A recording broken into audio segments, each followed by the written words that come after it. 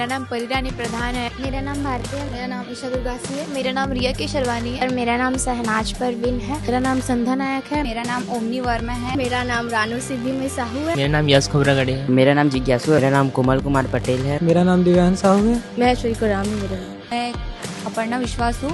मेरा नाम Anshul Sharma.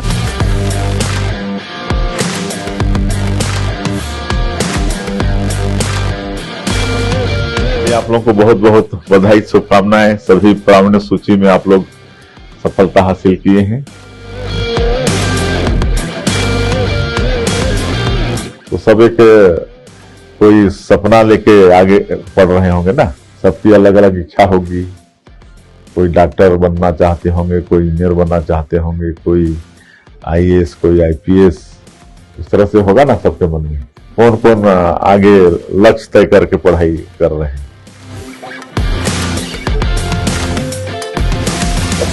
First of all very thank to our CM कि उन्होंने हमें यहाँ आमंत्रित किया। यहाँ आके हमें बहुत अच्छा लगा।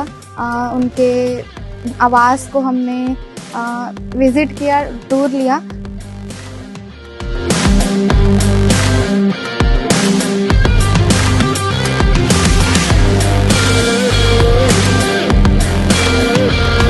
हम विद्यार्थी, चाहे वो मतलब पूरे कक्षा पहली से 12वीं की हो या फिर कोई भी हो, मतलब तो फिर हमारा सरकार की तरफ से हमारे प्रति उनका नजरिया क्या होता है और उम्मीदें क्या होती है, ताकि हम और बेहतर कर सके। सब प्लीज मार्गदर्शन दीजिए। उठो जागो और तब तक न रुको जब तक अपना लक्ष्य न हासिल कर लो, है ना। इस सबको हमेशा मन में रखना चाहिए। शिक्षा विकास का मूल मंत्र है। बिना शिक्षा के विकास संभव ही नहीं है कि नहीं। एक अनपढ़ आदमी और एक पढ़ा हुआ आदमी, दोनों के जीवन में अंतर रहता है ना, है कि नहीं। तो शिक्षा बहुत जरूरी है। आज तमाम तरह की सुविधाएं हैं, लेकिन उस युग में हम लोग पढ़े हैं ना। उस समय स्कूल घर काहे का होता था, कच्चा होता था। उस समय तो कुछ भी नहीं था ना, तब भी लोग पढ़ते थे। बहुत आप लोगों के पास अपॉर्चुनिटी है, सुविधा है, और ये उम्र लौट के नहीं आता है। इसलिए पढ़ाई में किसी भी तरह से मतलब कोताही नहीं करना चाहिए आप लोगों को। एक सपना लेके, एक लक्ष्य लेके, और काम कोई भी छोटा नहीं। जैसे पूरा साइकिल है, उसमें एक 10, 20, 50 पैसे का एक फालतू होता है, समझते हैं। अगर वो फालतू नहीं रहेगा तो वो चक्का में हवा रुकेगा ही नहीं। तो इसीलिए सबका अपने अपने जगह पर महत्व है। इसलिए एक लक्ष्य, एक सपना कि किस रूप में आप देश की सेवा करना चाहते हो, वो सोच के चलना चाहिए। और सफलता मिलती है जरूर परिश्रम करने से। जितने भी बड़े बड़े महापुरुष को लीजिए, आज हमारे एपीजे अब्दुल कलाम जो राष्ट्रपति हुए, जो मिसाइल मैन के नाम से विख्यात हुए, बड़े साइंटिस्ट हुए, वो क्या करते थे बचपन में। इतने गरीब परिवार के थे कि वो हॉकर का काम करते थे, पेपर पहुंचाते थे, और पढ़ लिख के वो साइंटिस्ट हो गए, राष्ट्रपति हो गए, मिसाइल मैन के नाम से विख्यात हो गए। सीएम सर को बहुत बहुत थैंक्स कहना चाहती हूँ, क्योंकि उन्होंने अपना बहुत ज्यादा कीमती वक्त हमें दिया, और उन्होंने हमारे कई सारे सवालों के जवाब भी दिए, अपना कुछ अपनी लाइफ का एक्सपीरियंस भी शेयर किया, जिससे हमें काफी कुछ सीखने को भी मिला। तो बहुत बहुत अच्छा था।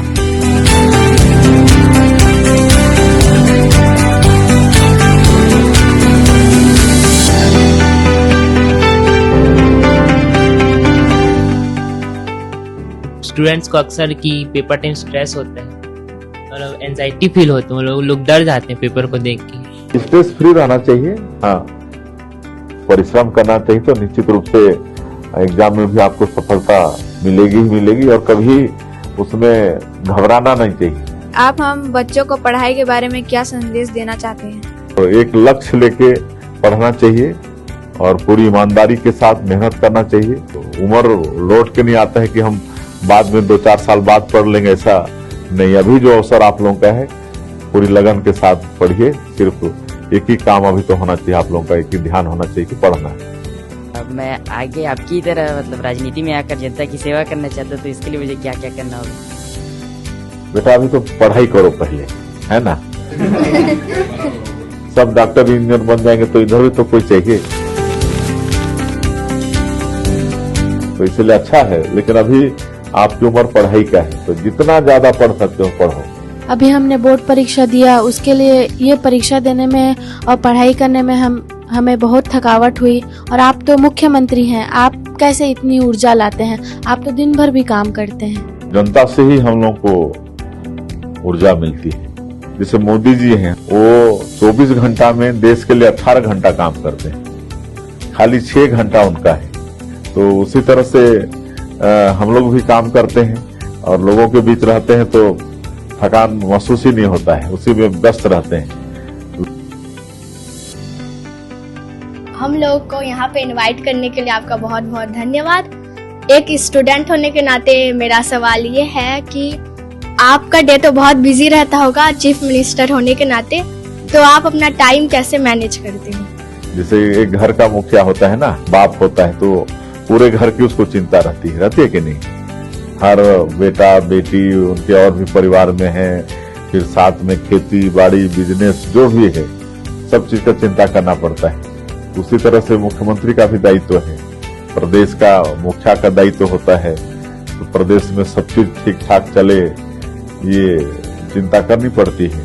तो हम लोग भी रूटीन बना के चलते हैं। मुख्यमंत्री बनने के लिए कितनी मेहनत करनी पड़ी और आपके सामने क्या क्या कठिनाइयाँ आई और आपने उन्हें कैसे पार किया? पिताजी का देहावसान हो गया और हम लोग 4 भाई में सबसे बड़े हम थे।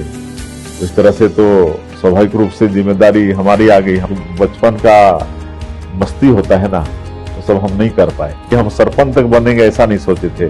लेकिन जो भी काम हमको मिला, जो भी काम पार्टी ने दिया, चाहे घर का काम, चाहे कोई भी हमको जिम्मेदारी मिली अपने जीवन में, तो उसको एकदम से निष्ठा से हम किए, कोई उसमें काम चोरी नहीं किए। बताए हमको कि कैसे उन्हें कि कैसे हम लोग वो सीएम बने, कैसे उनका कार्यकाल रहा, कैसे वो पूरा योजना को चालू करके पूरा स्टेट को संभालते हैं, कैसे उन्होंने शिक्षा प्राप्त की, ये सब बताए हैं। तो हम लोग को एक प्रेरणा मिला जिससे हम लोग और अच्छे से पढ़ सकें। इसलिए सीएम सर को हम लोग धन्यवाद करना चाहते हैं इस तरह से मार्गदर्शन देने के लिए।